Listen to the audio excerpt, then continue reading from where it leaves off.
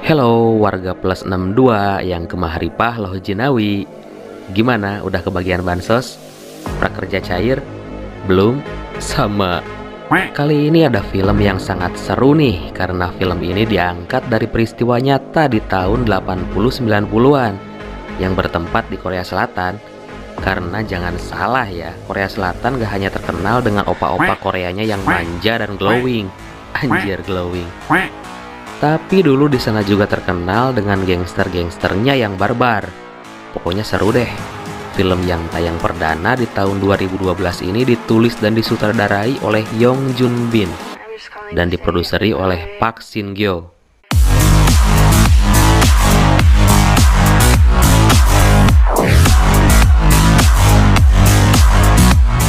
Tentang sekumpulan gangster Korea Selatan yang mendiami kota Busan dan saling bersaing untuk memperebutkan wilayah kekuasaan untuk mendominasi dan bisa mempunyai posisi strategis dalam berbagai bisnis.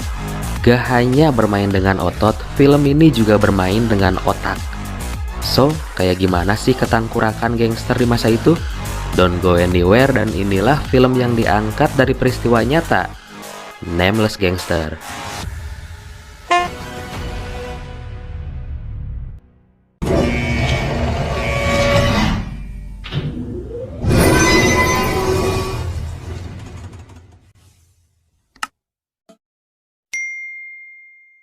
아, 이 새끼들가 순간에 사람 난처 그런 아들이 뒤봐주는 게 필요하긴 필요한데. 마친구 하나 내려고 그러는 긴데. Busan tahun 1982 diceritakan seorang pria paruh baya yang bernama Choi Ik-hyun. Kita panggil aja dia Ik-hyun. Bekerja sebagai petugas bea cukai di pelabuhan Busan. Dia seorang petugas yang korup, senang memeras dan meminta jatah dari pengusaha yang ingin mengirim barang lewat peti kemas di pelabuhan.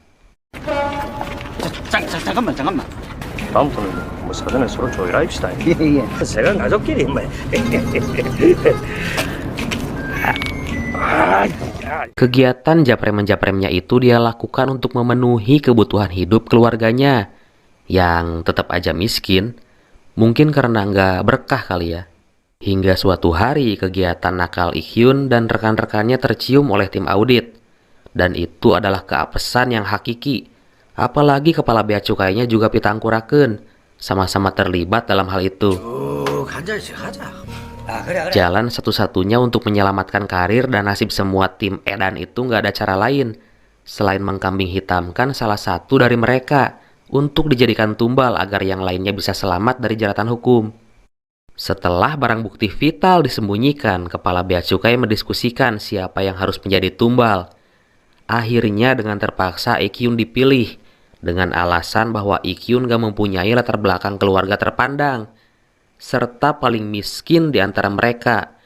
Juga pertimbangan atas dasar jumlah anak yang mereka punya, dan Ik-hyun pun menerimanya walau dengan perasaan terpaksa dan tentunya sakit hati. 씨발 내만 받아먹었냐고. Beberapa malam kemudian, Ik-hyun dan rekannya yang tengah tugas shift malam mendapati dua pria yang berusaha membobol sebuah gudang kontainer. Mereka sempat berusaha menangkapnya tapi gagal dan berhasil kabur. Ik-hyun yang mulai penasaran dengan barang yang hendak dicuri itu, lalu berniat memeriksa isi dari kontainer itu. Dan wow, ternyata di dalamnya terdapat heroin dengan jumlah yang sangat banyak. Edun. Ik-hyun dan temannya bingung mau diapain heroin sebanyak itu. Kalau laporan ke atasannya pasti disalahin, ntar disangka dia yang niat maling. Kalau nggak laporan ya terus mau diapain? Masa dipakai? Bisa-bisa ode dan mursia-mursitu alias umur siangan sakitu. Tapi setan ternyata selalu punya bisikan memberi ide dosa brilian. Karena alasan hidupnya yang selama ini nggak pernah kaya walaupun selalu korupsi, akhirnya Ik-hyun berencana untuk menjual heroin itu dengan harapan akan menjadi kaya raya. Walaupun sempat menolak, akhirnya temannya setuju dan berencana untuk mengenalkan dia kepada ketua gangster di Busan yang bisa menjadi calo untuk menjual heroinnya kepada mafia Yakuza. Akhirnya mereka sepakat untuk bekerja sama dengan gangster. Ketua gangster itu bernama Choi Hyung Bae. Dengan stylenya yang flamboyan, Kalem tapi berbisa, akhirnya mereka dibawa ke sebuah rumah kosong yang menjadi salah satu markas mereka.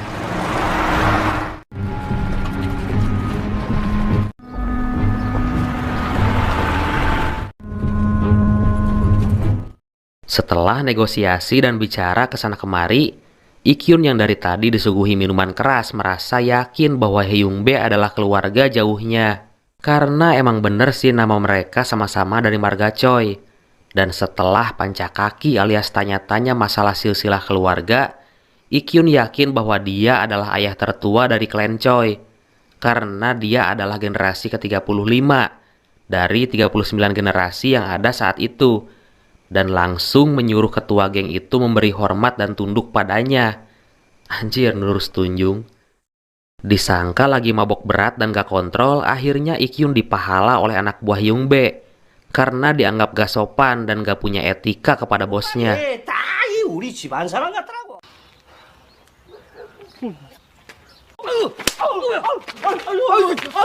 Dan ternyata keesokan harinya Hyungbae mendapati Ikyun udah ada di rumahnya, menemui ayahnya, dan ternyata memang benar semua yang diceritakan Ikyun, bahwa dia adalah ayah tertua di keluarganya. Singkat cerita, setelah negosiasi dan transaksi jualan heroin itu berjalan dengan mulus, akhirnya Ikyun berubah nasibnya menjadi OKB atau orang kaya baru, dan rumahnya pun pindah ke kota sekarang.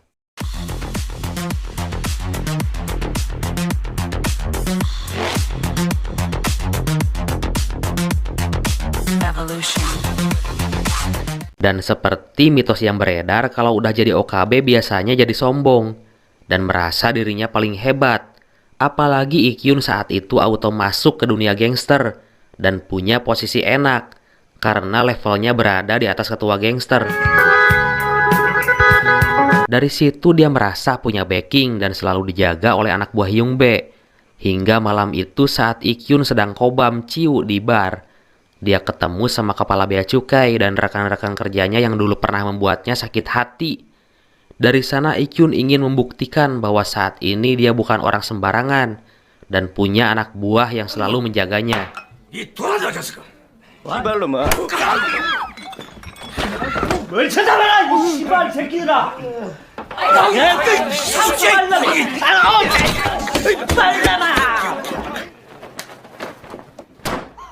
Ikyun dan gengnya berencana masuk ke ranah bisnis untuk menjadi jasa pengaman dan penanggung jawab kawasan. Karena Ikyun punya banyak koneksi dengan orang-orang penting dan pelaku bisnis di kota Busan.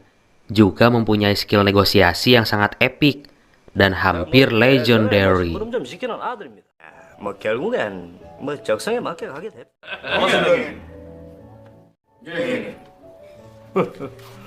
Setelah melakukan rapat anggota Dewan Pimpinan Gangster, Ikyun dan Hyungbae punya rencana untuk menjadi jasa keamanan perjudian dan diskotik di sebuah hotel. Di luar dugaan, ternyata gangster kompetitor yang saat itu menguasai hotel diketuai oleh Kim Pan-ho. Ternyata dia merupakan teman sejawat Hyungbae di dunia pergangsteran dan dulu pernah satu geng. Dan menurut etika dan undang-undang pergangsteran, gak boleh merebut tempat yang berada di wilayah kekuasaan gangster lain. Tapi Ikyun yang saat itu ngarawukusiku tetap kekeh untuk meminta Hyungbae dan anak buahnya mengambil alih kekuasaan di hotel itu. Karena menghargai Ikyun sebagai ayah tertua di keluarganya, dia pun nekat untuk melanggar etika gangster dan menjadikan Ikyun sebagai umpan untuk dijadikan alasan masalah agar bisa durder dengan gengnya Pan-ho. Misi pun dijalankan. Ikyun mengajak adik iparnya yang atlet bela diri untuk masuk ke gengnya dan terlibat dalam misi ini. Setelah sampai hotel sesuai rencana yang diagendakan, Ikyun bertemu dengan Pan-ho dan gengnya. Ternyata Pan-ho ada di sana karena diminta oleh seorang wanita yang bernama Jung, salah satu pemilik saham di hotel itu. Dan ternyata mereka itu kong kali kong. 반갑습니다. 쫄았지?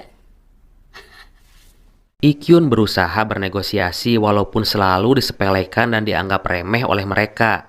뭔 양반이 어디서 그 개아리를 들고 있어? 어? 이쯤 애가 그만하는 게 신상이 좋을 게입니다. 관련이 이 말하는 싸가지 봐라. 에?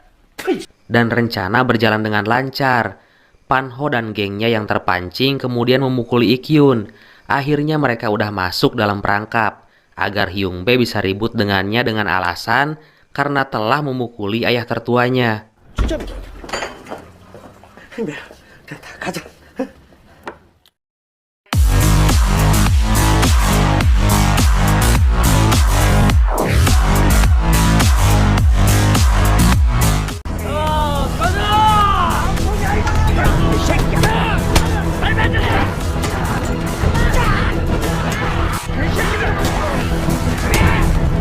Hyungbae dan anak buahnya berhasil mengalahkan Panho dan gengnya, lalu melakukan negosiasi untuk bisa mengambil alih hotel dan dikuasai oleh gengnya. Tapi Panho menolak dan ingin anak buahnya dipekerjakan juga. Percekcokan pun terjadi hingga Panho nggak sengaja bilang tangkurak alias brengsek. Hyungbae yang tersinggung dan pasti sangat tersinggung dengan barbar menghabisinya di depan semua anggota geng.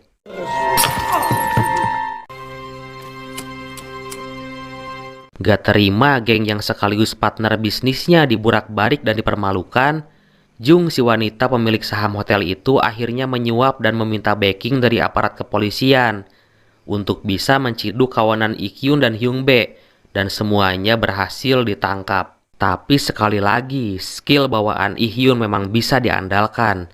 Dia emang punya banyak relasi dari berbagai kalangan orang-orang penting di kota Busan, termasuk kepala polisi di sana. Dan lagi-lagi, Ikyun bisa lolos dari jeratan hukum, sampai Jung pun terkaget-kaget dan gak nyangka. Wis, angel. Masalahnya sekarang, Ikyun bingung bagaimana cara mengeluarkan Hyungbae. Lalu dia mencari kontak-kontak orang penting di silsilah keluarganya, dan dengan bantuan kekuatan klan Choi, dia berhasil menemukan jaksa Choi Jodong sebagai kepala jaksa di kota Busan. Akhirnya kong kali kong yang penuh dengan cuan-mencuan yang membeliskan itu berlangsung, dan jaksa Jodong mau membantu untuk membebaskan Hyungbae, dan mereka merayakan kejadian itu. Hyungbae pun merasa pede sejak adanya Ikyun, karena emang dia banyak membantu menyelesaikan masalah.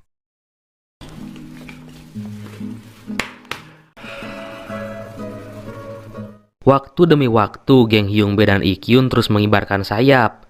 Sampai akhirnya Hyungbae memutuskan untuk berkoalisi dengan geng Yakuza dari Jepang untuk bekerja sama dalam urusan bisnis perja preman dan dunia hitam di lokasi-lokasi strategis yang melibatkan Ikyun untuk urusan lobby-melobi dengan pemerintah. Bisnis mereka terus berjaya dan hampir tanpa kendala, sampai-sampai Jung wanita sepemilik saham itu takjub dan akhirnya terlihat jatuh hati kepada Ikyun. Tapi sebetulnya itulah awal mula permasalahan besar terjadi. Jung ternyata memata-matai Ikyun untuk bisa mengadu domba dan menghancurkan gengnya dari dalam. 내가 부산바닥에서 1등. 행배는 난 미치지. Masalah demi masalah mulai bermunculan, diawali dengan adik ipar Ihyun yang dihajar oleh kaki tangan Hyungbae yang bernama Park.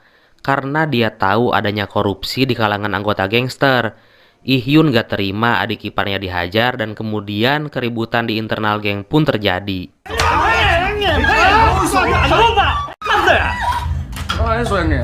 Hyungbae yang tentu aja ngebela Ihyun segera menghajar Park, walaupun dia adalah kaki tangan yang sangat setia selama ini. Setelah kejadian itu, suasana geng telah berubah. Mulailah ada rasa iri dengki dan saling curiga di antara anggota geng. Lebok. Kemunduran gengnya terjadi saat adanya informasi bahwa gengnya Panho akan menyerang dan balas dendam atas kejadian tempo hari. Sebetulnya Hyungbae dan gengnya nggak merasa takut dan nggak menjadikan itu masalah besar karena mereka yakin masih bisa unggul jika ribut dengan gengnya Panho. Ihyun yang merasa tua dan yang paling dewasa di antara mereka meminta Hyungbae untuk menahan diri dan jangan ribut lagi. Biar dia yang urus dengan cara halus dan melobi Panho dengan cara yang baik-baik. Tapi itu nggak berlaku untuk Hyungbae. Baginya sebagai gangster profesional, perang dan ribut adalah wajib. apalagi jika mereka ditantang oleh musuh, karena itu soal harga diri. 죽이든 살래든 건달들끼리 Ikyun si tua yang lihai dalam urusan diplomasi secara diam-diam menemui Panho dan mulai membicarakan tentang perdamaian di antara geng mereka. Sialnya pertemuan itu dibuntuti anak buah Hyungbae dan dicurigai Ikyun telah berbelot dan berkhianat kepada gengnya, serta dianggap telah bekerja sama secara rahasia dengan Panho. Suatu malam, Hyungbae sedang mengawal aksi demonstrasi massa untuk menurunkan Presiden Jeon yang diktator. Hyungbae yang berjalan sendiri tanpa kawalan ternyata dibuntuti oleh komplotan geng Panho. Walaupun Hyungbae sempat sembunyi di pos polisi, tapi dia berhasil ditusuk dengan pisau. Situasi semakin memanas. Ikyun udah nggak begitu dianggap lagi oleh Hyungbae. Dan seketika Hyungbae memerintahkan kaki tangannya yaitu Park dan semua anak buahnya untuk membalas dendam dan menyerang markas Panho. Dari kejadian itu, anak buah Panho membeberkan fitnah bahwa Ikyun selama ini bersekongkol dengan Panho dan mengkhianati Hyungbae. Kesabaran Hyungbae selama ini gak terbendung lagi. Akhirnya dia menyuruh anak buahnya untuk menghabisi Ikyun, yang tentunya adalah ayah tertuanya sendiri.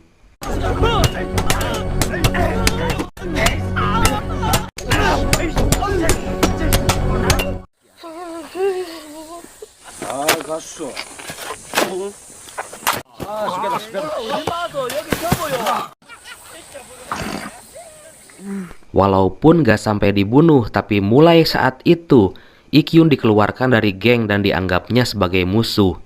Ikyun sakit hati karena udah diperlakukan dengan keji oleh orang yang selama ini dia dampingi hingga sukses. Dan dari sanalah Ikyun merapat ke kubu Panho, berkoalisi untuk membangun bisnis baru, membantu Panho sama seperti yang dia lakukan kepada Hyungbae selama ini.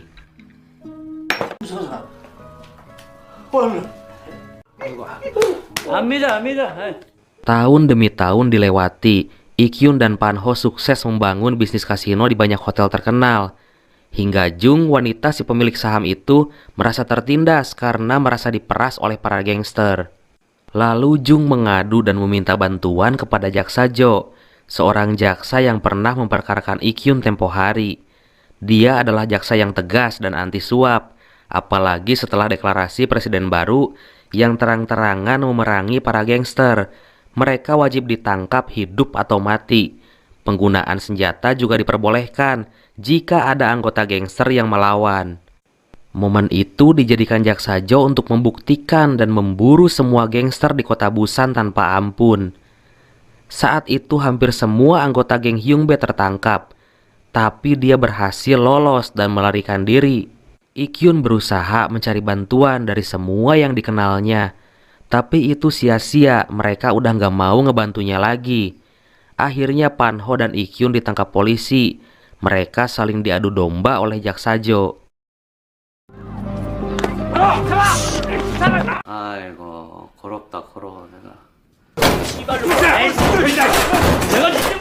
서로 잘 알지?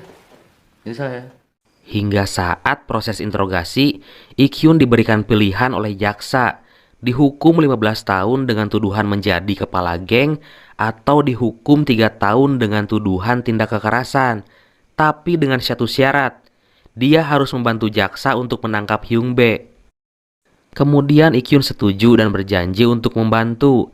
Tapi celakanya informasi itu diketahui oleh polisi yang selama ini menjadi mata-mata Hyungbae. Tanpa menunggu lama, Ikyun langsung diculik dan dihajar oleh Hyungbae.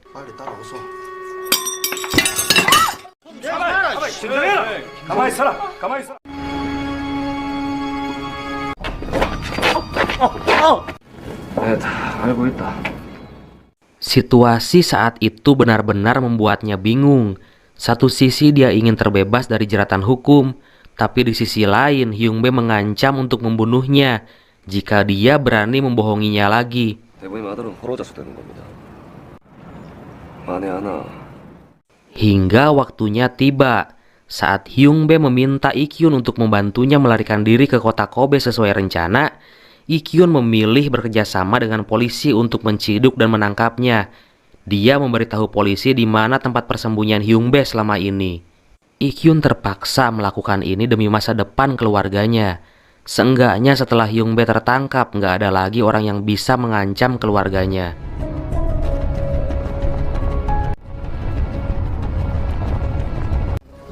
내려가십시다.